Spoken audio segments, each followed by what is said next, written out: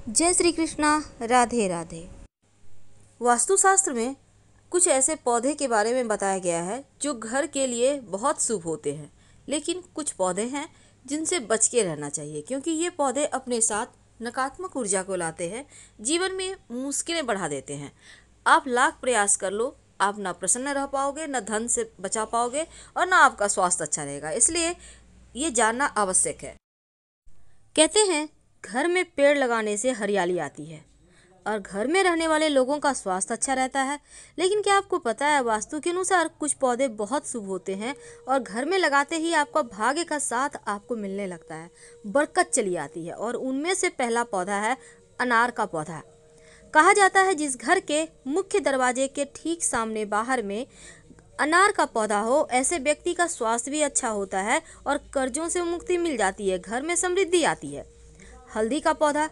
अगर हल्दी का पौधा आप अपने घर के गमले में भी लगाते हैं तो नेगेटिव एनर्जी आपको परेशान नहीं करती, और हल्दी में अगर फूल आ जाए तो इसका मतलब है कि आपके जीवन में खुशहाली अब बस आने वाली है।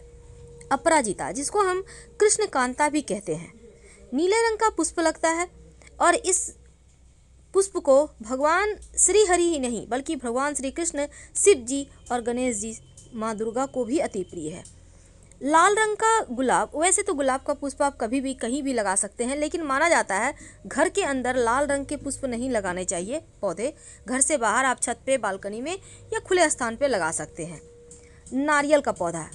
कहते हैं जिस घर में नारियल का पेड़ लगा होता है उस घर के लोगों का मान सम्मान दिन दूनी रात चौक बढ़ता चला जाता है।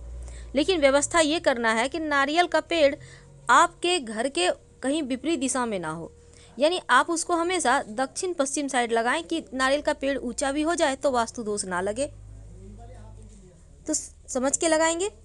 अब हम अगर एक खास पौधे की बात करें तो वो है आकड़े का पौधा, जो भगवान गणेश जी का पौधा भी कहते हैं और शिव जी को अति प्रिय है।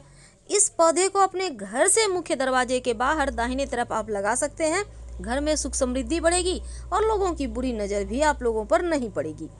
तुलसी का पौधा, जिसको हम माँ लक्ष्मी का स्वरूप मानते हैं, हर किसी के घर आंगन में है। कहते हैं घर पर मुसीबत आती है तो पहले तुलसी चाहती है। कहने का तात्पर्य अपने ऊपर ले लेती है आपके आने वाली मुसीबत को और कम कर देती है, तो नुकसान कम होता है। तुलसी के पौधे हमें से अपने घर के उत्तर पूर्व में लगाएं। नीम का पौधा।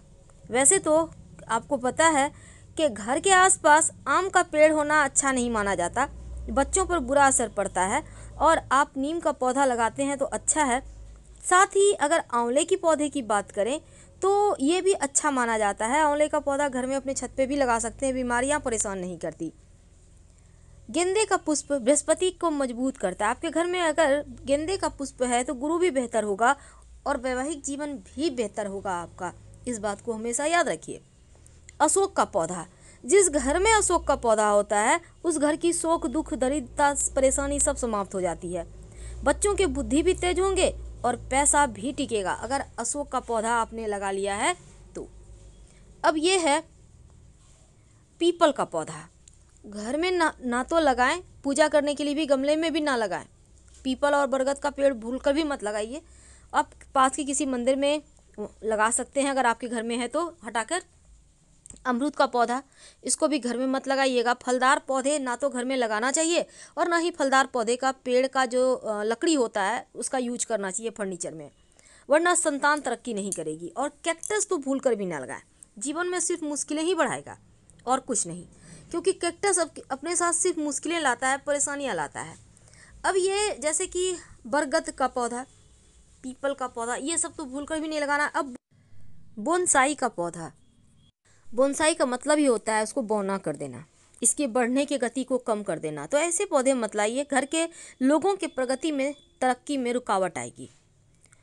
और इसके साथ ही इमली का पौधा घर में मत लगाइए, और घर के आसपास भी है तो उसको हटाने का व्यवस्था करवाइए, क्योंकि इमली के पेड़ पर बुरी आत्माओं का वास होता है, इसलिए इस बात का ध्यान रखिए।